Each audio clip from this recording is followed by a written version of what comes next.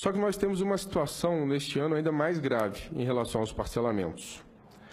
Em maio, nós colocamos aqui no início da CPI, senador, a questão do parcelamento que se estava tentando alargar na ocasião do atual refis, em que o relator, grande devedor, devendo quase 70 milhões de reais, tentou alterar o texto da então medida provisória 766 para extinguir as suas próprias dívidas com descontos de 99% dos juros, encargos, multa, etc.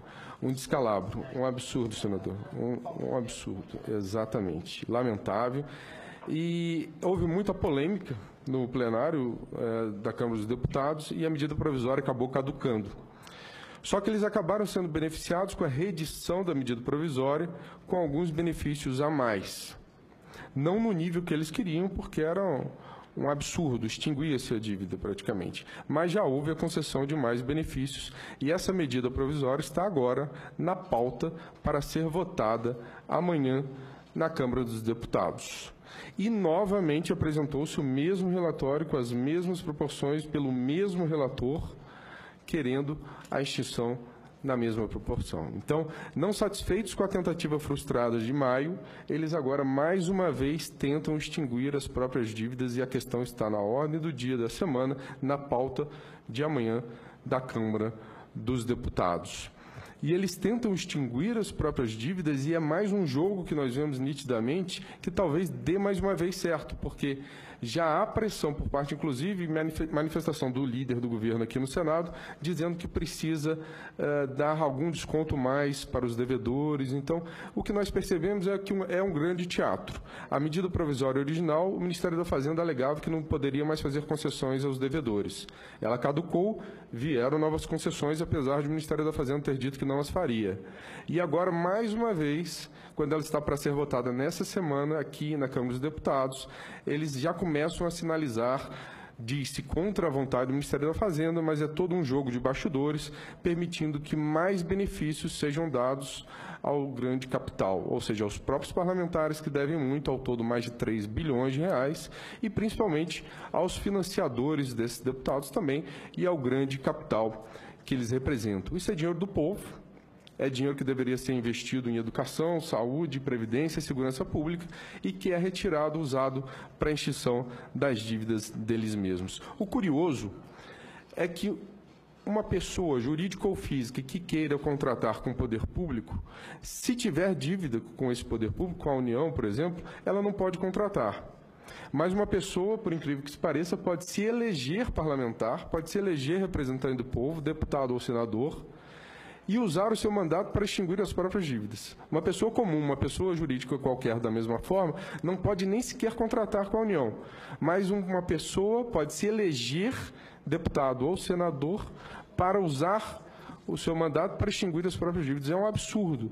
Em razão disso, muito interessante, senador, um projeto de lei recentemente apresentado aqui, agora em 2017, pelo senador Romário, querendo tornar inelegível o cidadão que tenha dívidas com o poder público. É muito justo.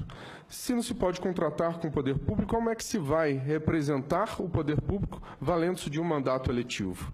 Então, espero que esse projeto de lei do senador Romário seja aprovado, embora não acreditamos que ocorra. Mas, de qualquer modo, eu vou ler um pequeno trecho. Já tem o meu apoio, Aquiles, com certeza. Obrigado, quem deve ao poder público não pode querer representar o poder público, seja como prefeito, como vereador, como deputado distrital, federal, deputado estadual, nem senador e nem presidente da República.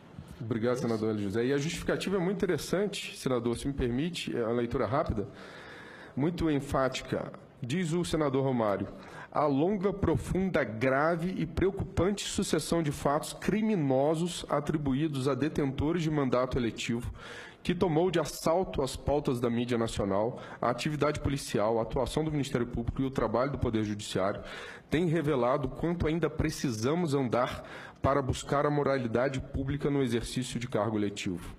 Aparentemente, nenhum interesse tem sido espúrio ou vil demais para ser defendido por essa larga fatia daqueles que traíram o mandato obtido pelo voto popular em favor de interesses pessoais ou de grupos bem definidos. Nesse cenário, o Parlamento Nacional, embora sangrando, é obrigado, enquanto instituição, a buscar soluções e providências que impeçam a deterioração do mandato popular.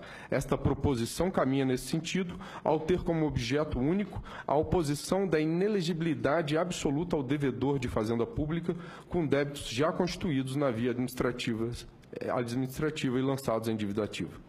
Temos para nós que, se tantos detentores de mandato têm mostrado tanto desembaraço para obter ganhos financeiros ilícitos, não é exagero imaginar a possibilidade de uso de cargo eletivo para tentar obter a extinção ou redução substancial de débito tributário ou a procrastinação de sua quitação. Não são palavras minhas, não são palavras de um procurador da Fazenda Nacional, mas de um próprio senador da República que recém apresentou esse projeto. Serei sincero, sou cético quanto à aprovação nessa Casa e na Câmara dessa inelegibilidade dos próprios parlamentares, mas, como forma de instruir o povo, na hipótese desse projeto de lei não ser aprovado, nós estamos publicando agora, no site quantocustaobrasil.com.br, uma lista bem completa de todos os parlamentares que devem dinheiro à União, que tem dívidas para com a União, publicado agora à tarde no quantocustaobrasil.com.br. Não só os deputados federais e senadores, mas também os financiadores de campanha dos referidos parlamentares. Então, o povo, na medida em que se avizinha uma nova eleição no Parlamento brasileiro, poderá optar, em não sendo aprovados os projetos de lei que os tornem inelegíveis, poderá optar por não eleger, mais uma vez, esses cidadãos que devem à União, devem ao próprio povo e não pagam ao mesmo.